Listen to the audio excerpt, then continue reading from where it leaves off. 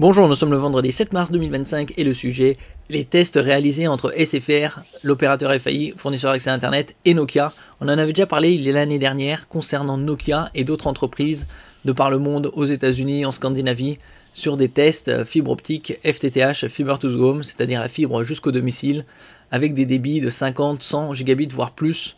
Et là, actuellement, c'est un SFR et Nokia.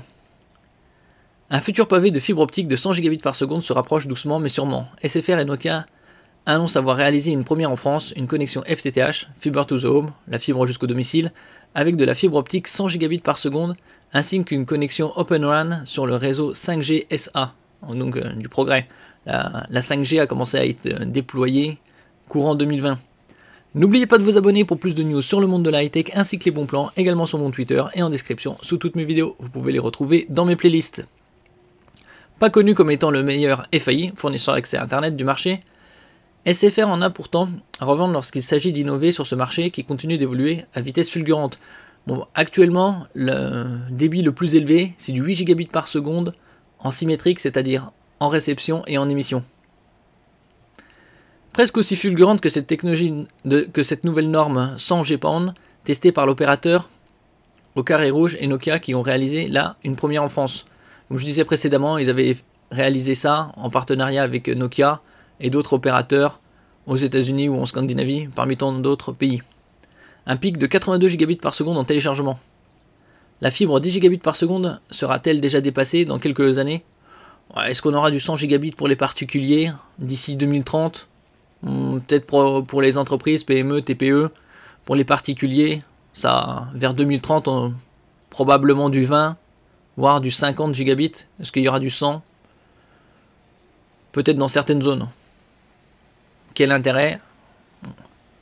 Après, bien évidemment, ça va évoluer avec les technologies. Il y aura le 8K. Mais bon, ce ne sera pas encore tout de suite.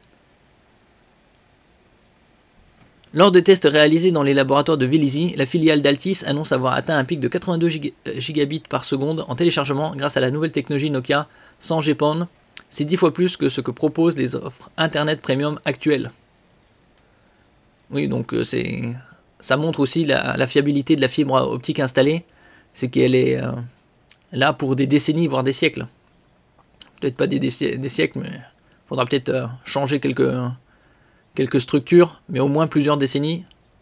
C'est certain, puisqu'ils avaient déjà testé sur le réseau actuel, dans d'autres pays, des débits de plusieurs centaines de gigabits par seconde.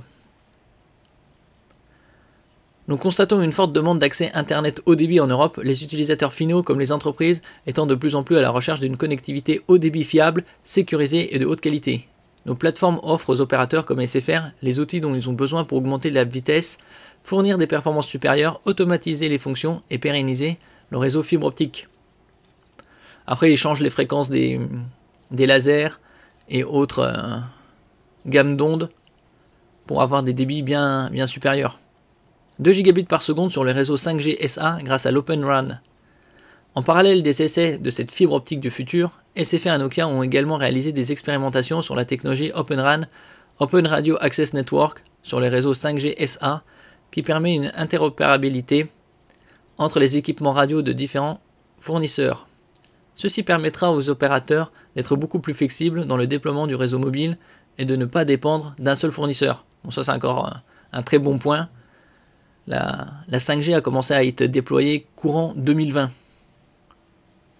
Et donc il y a différentes gammes de fréquences, couplées avec des modules radio provenant de fournisseurs tiers, opérant dans les bandes de fréquences 1800 MHz, 2100 MHz et 3500 MHz.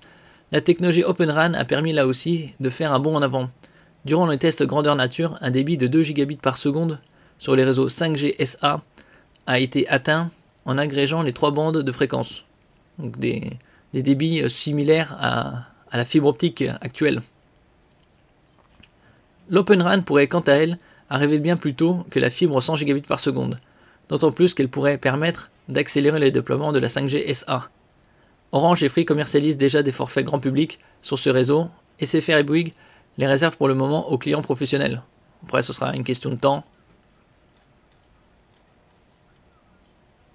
Merci pour votre écoute, et à la prochaine.